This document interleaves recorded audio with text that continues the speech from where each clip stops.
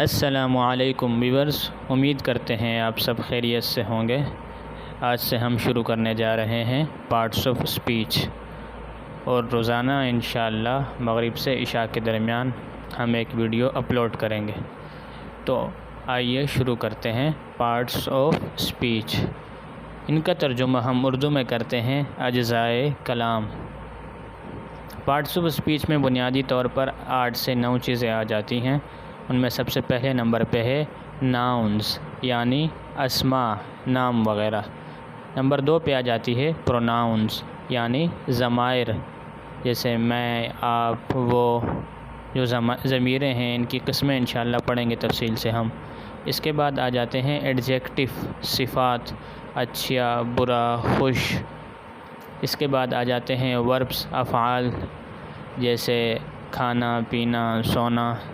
Adverb, متعلق فعل یا متعلق افعال، جیسے وہ کار چلاتا ہے، ہم کہتے ہیں ہی ڈرائیوز اے کار۔ اب وہ ہم کہیں گے وہ تیز کار چلاتا ہے، ہی ڈرائیوز ویری فاسٹ۔ ٹھیک ہے، تو یہ متعلق فعل۔ پریپوزیشن، حروف جار، جو ایک اسم یا ضمیر کا تعلق دوسرے اسم یا ضمیر کے ساتھ بتاتے ہیں، آن، ان، ٹو وغیرہ۔ کنجنکشن، حروف عطف، اینڈ، اس طرح کے حروف جو ایک جملے کو دوسرے جملے سے ملاتے ہیں۔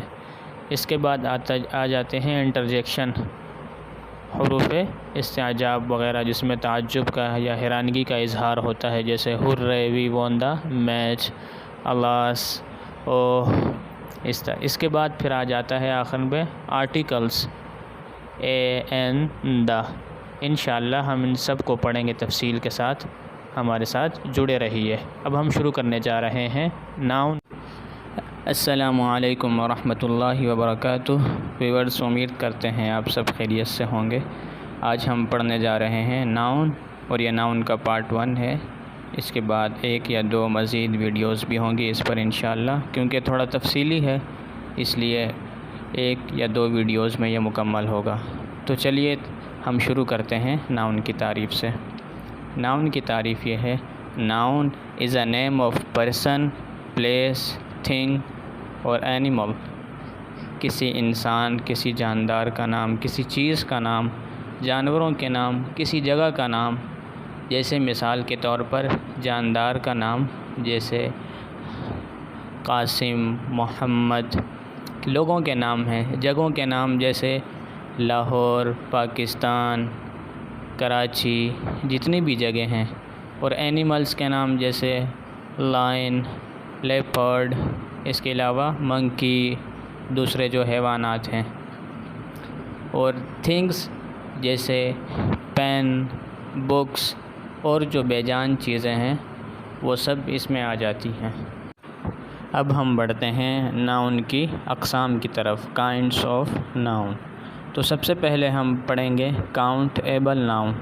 اس کی تعریف یہ ہے: the nouns that can be counted are called countable nouns.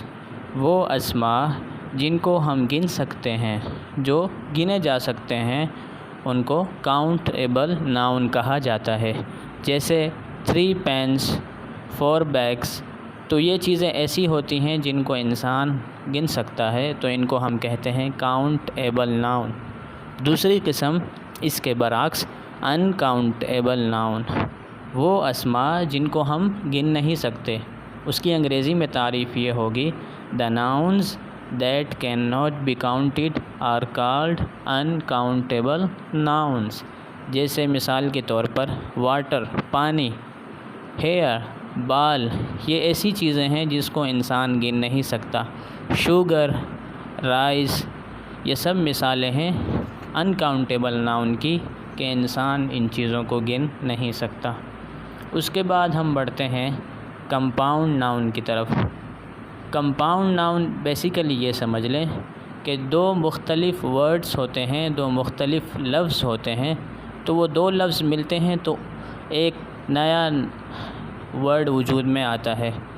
جیسے نوٹ الگ ورڈ ہے، بک الگ ورڈ ہے۔ جب یہ دونوں ملتے ہیں تو ان سے ایک ورڈ وجود میں آتا ہے، نوٹ بک۔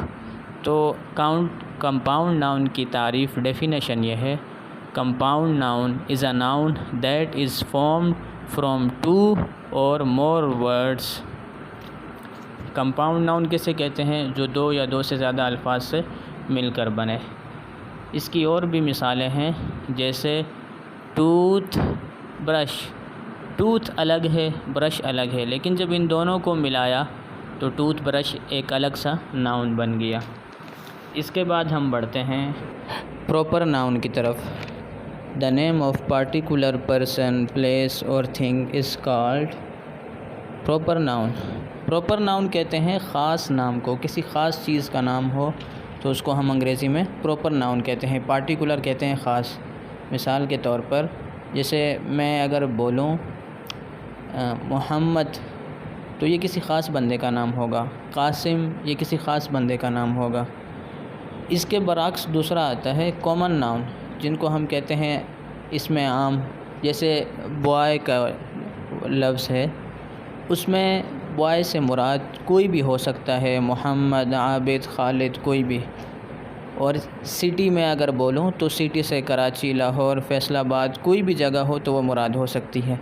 لیکن میں اگر بولوں لاہور تو وہ پھر چلا جائے گا پراپر ناؤن میں۔ اگر صرف سٹی بولوں تو یہ کامن ناؤن ہے، کیونکہ اس میں کوئی بھی شہر آ سکتا ہے۔ ہمارے ساتھ جڑے رہیے، انشاءاللہ ہم مزید قسمیں آگے پڑھیں گے۔ Concrete, abstract noun, material nouns, feminine nouns, collective nouns اور سنگولر اور پلورل بنانے کے جو قواعد ہیں وہ انشاءاللہ ہم سب ڈیٹیل سے پڑھیں گے۔